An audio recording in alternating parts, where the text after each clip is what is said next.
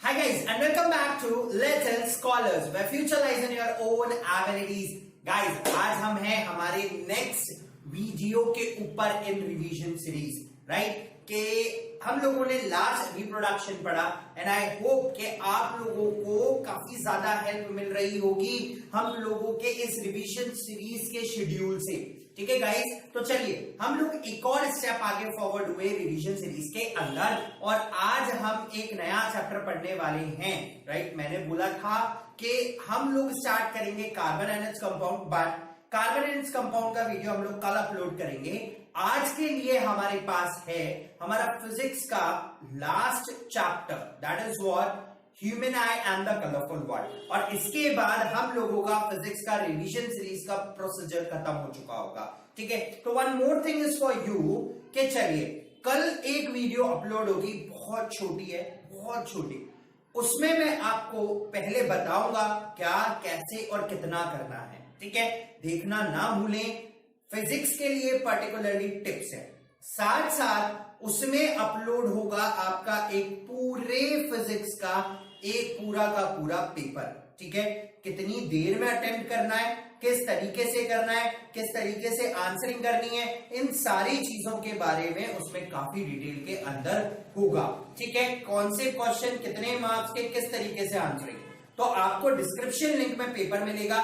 कितना time procedure होगा वो सब कल बात करेंगे। ठीक है, चलिए आज हम ये चैप्टर स्टार्ट कर रहे हैं human I and colourful world. इस चैप्टर के लिए सबसे पहले डूज एंड डोंट्स, कहां से क्वेश्चन आने के सबसे ज्यादा चांसेस है। पहली चीज, अगेन इस चैप्टर के अंदर ह्यूमन आई है, हालांकि इतना ज्यादा इंपॉर्टेंट नहीं है, बट फिर भी आप हर पार्ट का एक एक फंक्शन याद रखें। ठीक है, राइट? तो मैं यहां पर आपको बता दूंगा, this is diagram. Particularly diagram कभी ड्रॉ करने के लिए आज तक तो नहीं आया। ठीक है, second part, that is what they might be going to ask you a 1 mark question, what is the accommodation and what is particularly the range. Second most important thing in this chapter, जहां से एक question 101% आएगा ही आएगा, that is what defect of vision, और that is indirect question. Description link में paper available है, देखिए इनडायरेक्ट क्वेश्चन दे रखा है उसमें। तो वहां से आपको दोनों में से कोई एक डिफेक्ट आ सकता है, आइदर मायोपिया और हाइपरमेट्रोपिया। ठीक है, उसके बाद हमारे पास है prism. They are not going to ask you the prism directly, but they might ask you the method of dispersion in 1 mark. ठीक है, एटमॉस्फेरिक रिफ्रैक्शन सबसे ज्यादा इंपॉर्टेंट है। देखो कंसेप्ट पूछे जा सकते हैं कि ऐसा क्यों होता है, सन फ्लैटन क्यों दिखता है, स्टार्स कंपैरेटिवली हायर पोजीशंस पे क्यों होते हैं, व्हाई दे ट्विंकल्स। ठीक है, तो ज्यादा डिस्क्राइब करना चाहिए आपको, तो आप इस पर्टिकुलर चैप्टर की वीडियो देख सकते हैं जो कि ऑलरेडी अपलोडेड है, बट यहां पर हम शॉर्ट में बात करेंगे। और प्लीज एक चीज में आप कंफ्यूज ना हो, atmospheric refraction and scattering both are different phenomena.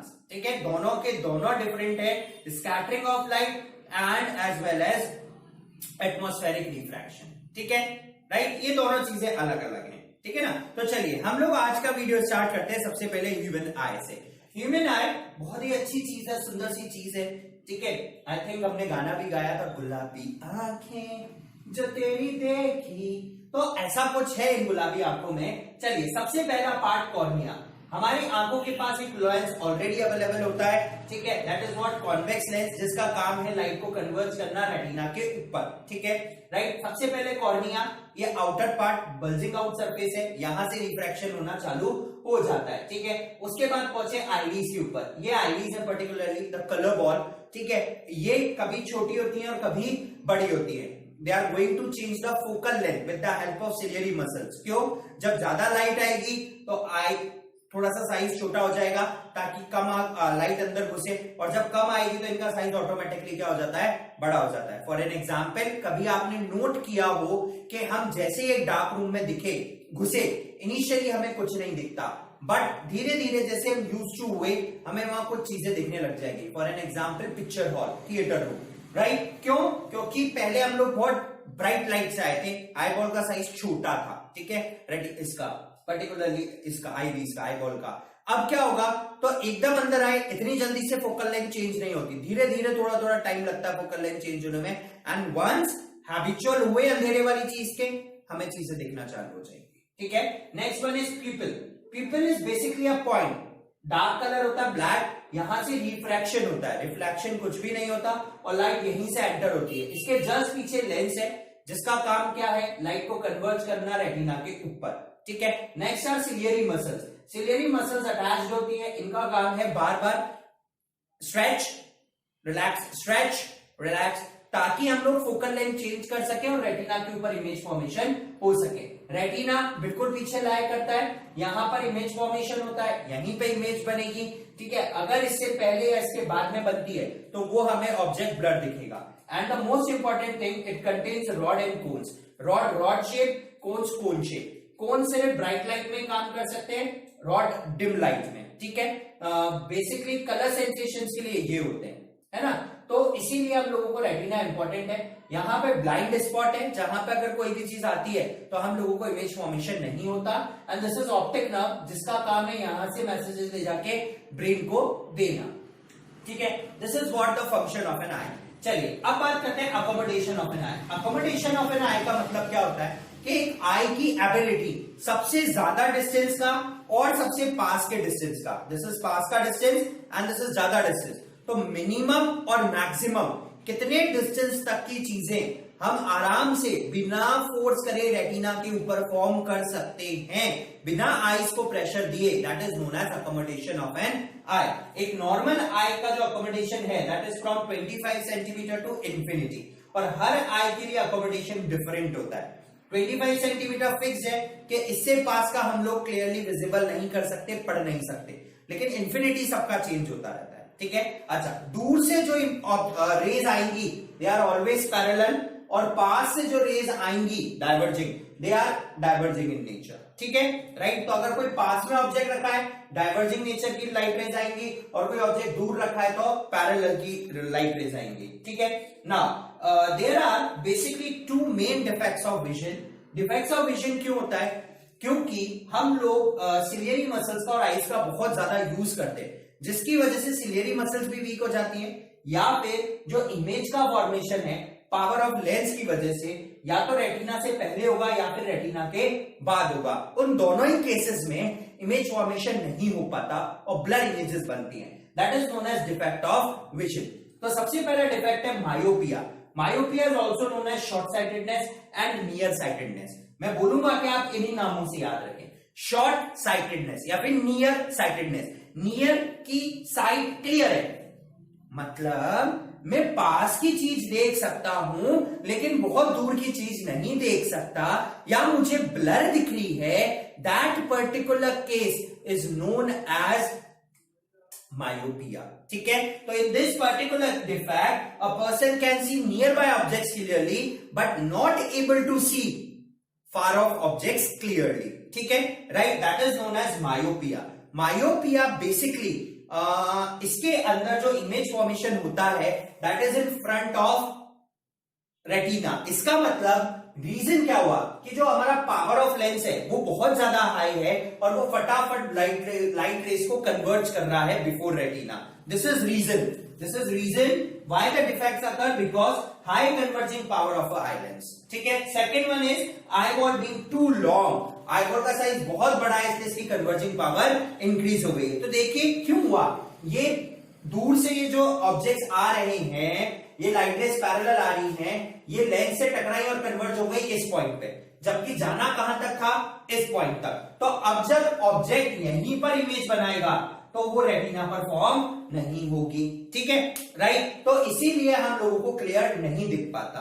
But अगर वो ऑब्जेक्ट उससे थोड़ा सा पास से आ रहा हो, या उसको मैं एक वर्चुअल इमेज जनरेट कर दूं थोड़ी सी पास, डिस्टेंस विल बी सेम, क्योंकि मैं ऑब्जेक्ट को नहीं हिला सकता, बट उस ऑब्जेक्ट के लिए थोड़ा सा कुछ चीजों को चेंज कर सकता हूं। तो सपोज कीजिए कि ये ऑब्जेक्ट यहां पे रखा हुआ था और मुझे क्लियर नहीं दिख रहा था, बट मैं इस ऑब्जेक्ट की एक वर्चुअल इमेज थोड़ा सा आगे बनाऊं और अब मुझे ये ऑब्जेक्ट दिख रहा है, तो इसका मतलब मुझे एक इमेज जनरेट करनी है इस ऑब्जेक्ट की यहां पर, ठीक है। तो देखिए अगर लाइट रेज इस पॉइंट से आएंगी तो वो प्रॉपरली रेटिना के ऊपर फॉर्म हो रही है। तो यानी कि क्लास में पीछे बैठे हुए बच्चे को ब्लैक बोर्ड की इमेज रेटिना से पहले बन रही है, बट उस ब्लैक बोर्ड को मैं थोड़ा सा आगे ले आऊं तो फिर वो इमेज कहां बनेगी, यहां। We can't change the position of black board but we can form a virtual image of it, ठीक है ना। तो अब हम क्या करेंगे कि ये जो बहुत दूर ऑब्जेक्ट रखा हुआ है उसकी एक वर्चुअल इमेज यहां बना देंगे। तो हमने क्या करा, एक करेक्शन के लिए एक कॉन्केव लेंस लगाया ऑफ अ सूटेबल पावर। अब ये कॉन्केव लेंस इधर इंफिनिटी से आने वाली लाइट रेस की एक वर्चुअल इमेज का फॉर्मेशन करेगा इस पॉइंट पे। मतलब यहां से भी है बट वर्चुअल इमेज का फॉर्मेशन थोड़ी सी आगे हो रहा है, क्योंकि मुझे ये नहीं दिख रहा था बट मुझे ये क्लियर था। तो मैं इस ऑब्जेक्ट की एक वर्चुअल इमेज बना के लाया इस पोजीशन पे। जैसे ही इस पोजीशन पे वर्चुअल इमेज आई, अब वो प्रॉपर आई लेंस से आएगी और प्रॉपर उसका रेटिना के ऊपर क्या हो जाएगा, इमेज फॉर्मेशन हो जाएगा। तो हम लोग एक कॉन्केव लेंस लगाते हैं और पर्टिकुलर फोकल लेंथ जो कि एक वर्चुअल इमेज जनरेट करता है इन फ्रंट ऑफ लेंस, और अब जब उससे डाइवर्जिंग लाइट रेज आई तो प्रॉपर रेटिना के ऊपर इमेज फॉर्मेशन हुआ, ठीक है। एक पॉइंट जो कि बहुत ज्यादा इंपॉर्टेंट है नोट करने के लिए कि इसके अंदर यू हमेशा इनफाइनाइट होगा, ठीक है। ऑब्जेक्ट हमेशा इंफिनिटी पे रखा हुआ होगा, तभी हमारा इमेज फॉर्मेशन नहीं होता। तो रिमेंबर रखें, अगर न्यूमेरिकल आए तो यू को इंफिनिटी कर दे मायोपिया के केस में। देखिए मैंने यहां पर हाइपरमेट्रोपिया नहीं लिया है तो मैं इसी से समझा रहा हूं। Hypermetropia is basically long sightedness, ठीक है, राइट। फार साइटेडनेस भी जिसको बोलते हैं हाइपरमेट्रोपिया, मैंने लिखा नहीं है, मायोपिया में ही समझा रहा हूं, तो कंफ्यूज मत होना। उसके अंदर हम लोगों को दूर के ऑब्जेक्ट तो क्लियरली दिखते हैं बट पास के ऑब्जेक्ट 25 सेंटीमीटर और 30 सेंटीमीटर मान लो 25 के बाद हम आराम से देख सकते हैं बट 30 मान लो, 30 का ऑब्जेक्ट हम लोग नहीं देख पाते, ठीक है, राइट। तो इस वजह से इमेज फॉर्मेशन नहीं होता प्रॉपर। उस केस में जो इमेज फॉर्मेशन है, जो ऑब्जेक्ट पास से आ रहा है, सपोज कीजिए कि ऑब्जेक्ट पास से आ रहा है, इसका इमेज फॉर्मेशन कहां होगा देखते हैं, ठीक है, राइट।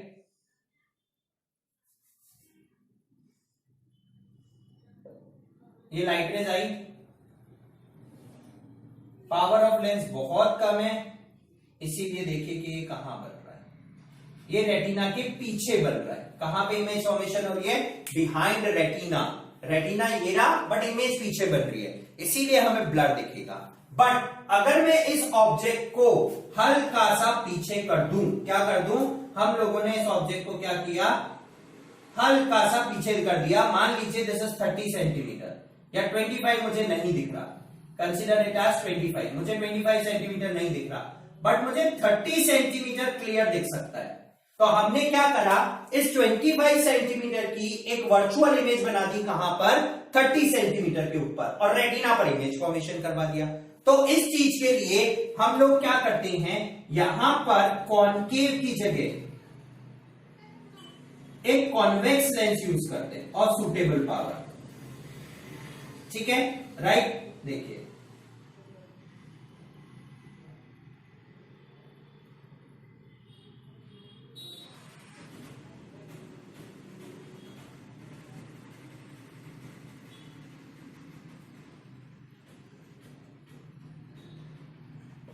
ठीक है ना।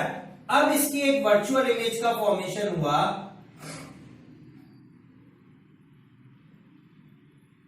ये हमने ये ऑब्जेक्ट कहां पे लाके रख दिया, यहां पे लाके रख दिया, ठीक है। तो ओरिजिनल पोजीशन 25 सेंटीमीटर ये रहा, हमने ऑब्जेक्ट 30 सेंटीमीटर पे लाके रख दिया और इमेज का फॉर्मेशन कहां हो गया, रेटिना के ऊपर। तो अगर आपके पास क्वेश्चन आता है तो आपको तीनों डायग्राम बताने कि जब इतनी पास था तो नहीं बन रही थी बट थोड़ा सा पीछे किया तो बन रही थी, तो करेक्शन मेजर ये रहा, ठीक है। तो instead of using concave we use convex lens, ठीक है, एंड यू इस केस में होगा माइनस का 25 सेंटीमीटर, ठीक है। सो दिस इज व्हाट हो गया हमारा। एक और, one is myopia and second one is hypermetropia.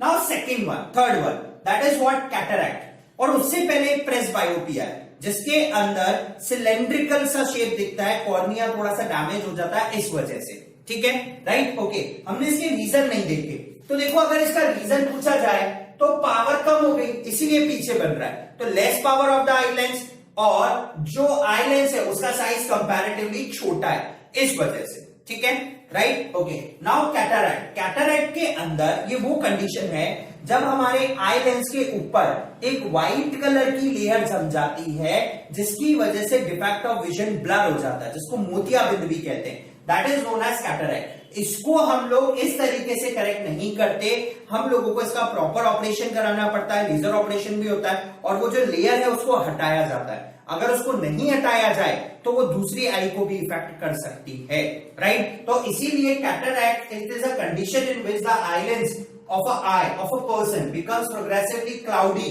resulting in blurred vision. ठीक है, right? Okay, now next topic, ये हुआ हमारा डिफेक्ट्स ऑफ विजन खत्म। Next is what? Prism.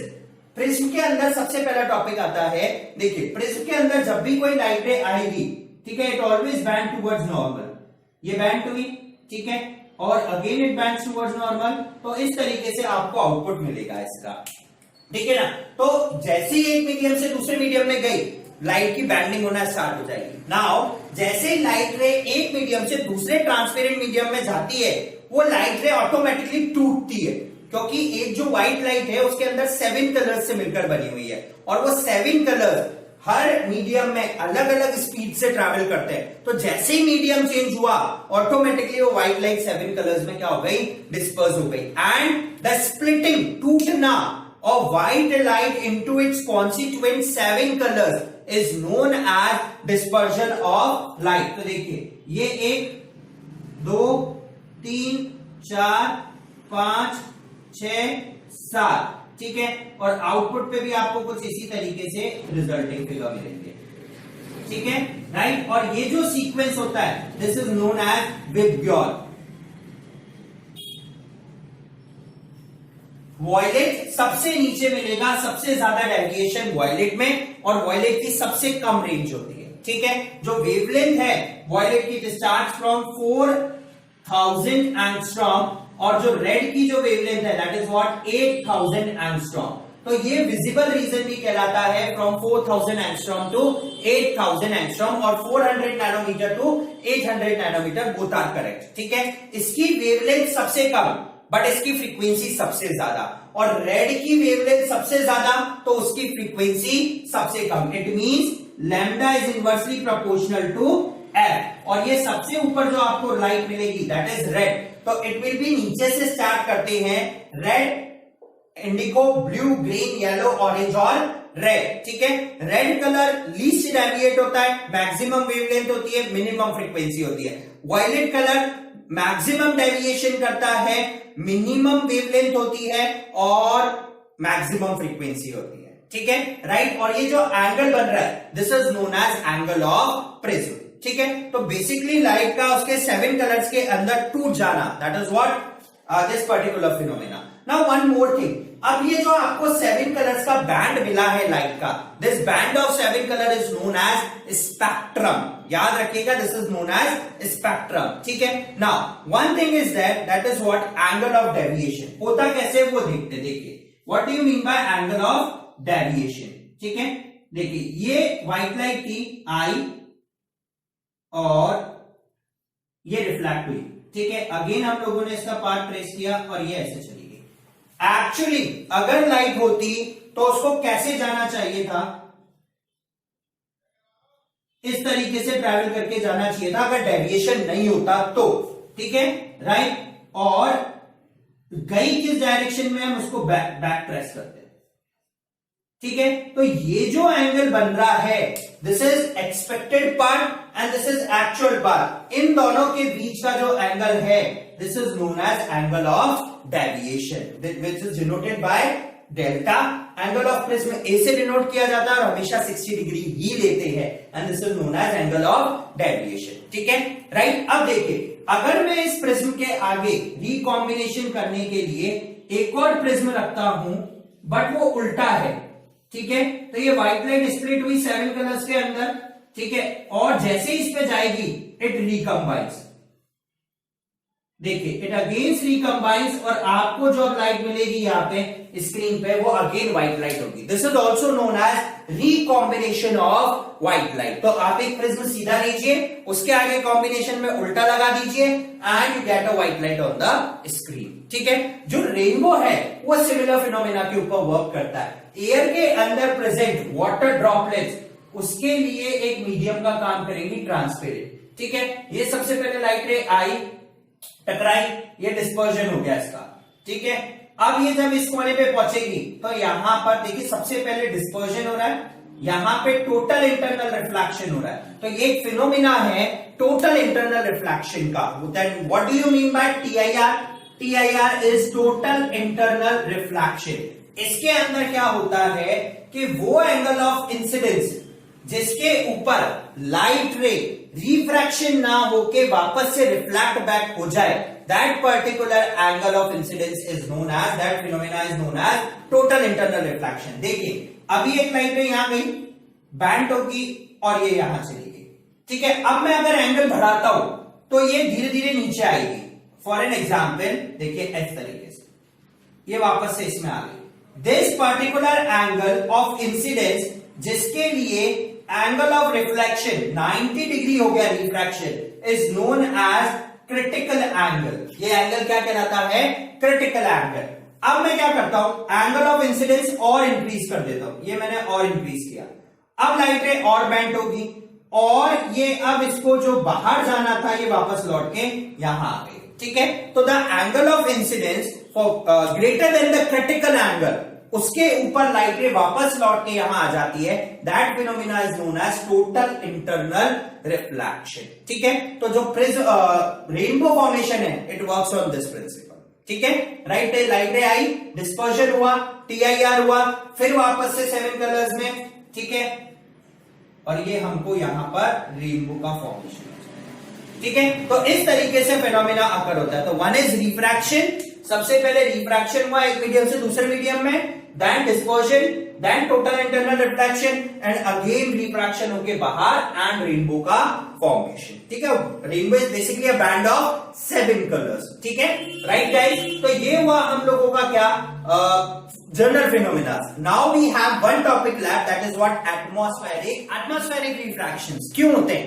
Atmosphere के अंदर बहुत सारी लेयर्स है और जब लाइट ऊपर से नीचे तक आती है, ऊपर एयर डेंसिटी कम, नीचे एयर डेंसिटी ज्यादा, तो ऊपर से नीचे तक आएगी। ठीक है, रेयर से डेंसर मीडियम है तो ऑटोमेटिकली क्या होगा, रिफ्रैक्शन का फिनोमिना होगा और उसकी वजह से बहुत सारे इफेक्ट्स जनरेट होंगे। ठीक है, अब देखिए क्या इफेक्ट्स होते हैं। यहां पर ऊपर के जो 3 एग्जांपल्स हैं they are basically on atmospheric refraction, और नीचे के जो 2 हैं they are on the phenomena of scattering. तो जब भी आप कलर वर्ड पढ़ो, मैं वापस बोल रहा हूं, जब भी आप कलर्ड वर्ड देखो क्वेश्चन में, कलर से रिलेटेड वर्ड देखो, you use the concept of scattering. Atmospheric refraction नहीं, use the concept of scattering. ठीक है, राइट। बट जब भी हाइट की बात हो, delayed sunrise, advance sunrise, delayed sunset, तो आप क्या यूज करोगे? Atmospheric refraction. तो जब कलर आ जाए तो स्कैटरिंग, बाकी atmospheric refraction. Twinkling of the stars again due to atmospheric refraction. Apparent height हम लोग स्ट्रेट लाइन में प्रेडिक्ट करते तो हाइट ऊपर दिखेगी। Advance sunrise and delayed sunset बहुत सिंपल सा फंडा है। देखिए दिस इज अर्थ, हम लोग यहां पर हैं, ये रहा हॉरिजन, यहां पे सन है, डेंसर से रेयर मीडियम, रेयर से डेंसर मीडियम में लाइट रेज आ रही है। हम हमेशा स्ट्रेट लाइन में प्रेडिक्ट करते हैं तो हम लोगों को यहां दिखेगा, बट एक्चुअली सन ऑरिजिन से बिलो है। सिमिलरली फिनोमिना यहां पे भी होता है। ठीक है, राइट। और flatten bodies of the heavenly bodies, flatten size हो जाता है, छोटा साइज दिखता है हेवनली बॉडीज का, that is due to what? Atmospheric refraction. ठीक है, बट कितना डिलेड सनराइज सनसेट का इफेक्ट 4 मिनट का हो जाता है, 4 मिनट सन ज्यादा दिखेगा आपको। Next is what? Red colour at sunrise and sunset. Red colour क्यों होता है? देखिए इस समय सन से सबसे ज्यादा दूर हम लोग हैं। ठीक है, और रेड की वेवलेंथ सबसे ज्यादा होती है, तो स्कैटर तो सारे होंगे बट इतने लंबे डिस्टेंस था, सिर्फ और सिर्फ रेड, येलो, ऑरेंज लाइट ही ट्रेवल कर सकती हैं। इसीलिए यहां पर सनराइज और सनसेट के समय हमें येलोइश कलर दिखता है, ठीक है, क्योंकि उनकी वेवलेंथ ज्यादा है। स्कैटरिंग सबकी है, बट वेवलेंथ ज्यादा होने की वजह से वो डिस्टेंस ट्रैवल कर लेते हैं, बाकी नहीं कर पाते, ठीक है। अभी जब सन बिल्कुल ओवरहेड होगा तो व्हाइट कलर होगा, मिनिमम डिस्टेंस है, सारे के सारे पार्टिकल रिकंबाइन हो जाते हैं, इसीलिए नून में व्हाइट होता है, ठीक है। Next is blue colour of the sky and ocean, deep sea blue colour, ठीक है। क्यों? देखिए जो ब्लू कलर है, scattering is inversely proportional to lambda की पावर 4, वेवलेंथ ज्यादा स्कैटरिंग कम, वेवलेंथ कम स्कैटरिंग ज्यादा, तो रेड लाइट की वेवलेंथ सबसे ज्यादा है, इसलिए स्कैटरिंग कम है। बट ब्लू लाइट जो है उसकी वेवलेंथ बिटवीन में आती है। और देखिए वायलेट इंडिगो ब्लू जैसे ही कलर्स हैं और उनकी वेवलेंथ बहुत ज्यादा छोटी हो जाती है, तो वो पूरा स्कैटर हो जाते हैं, दिख नहीं पाते।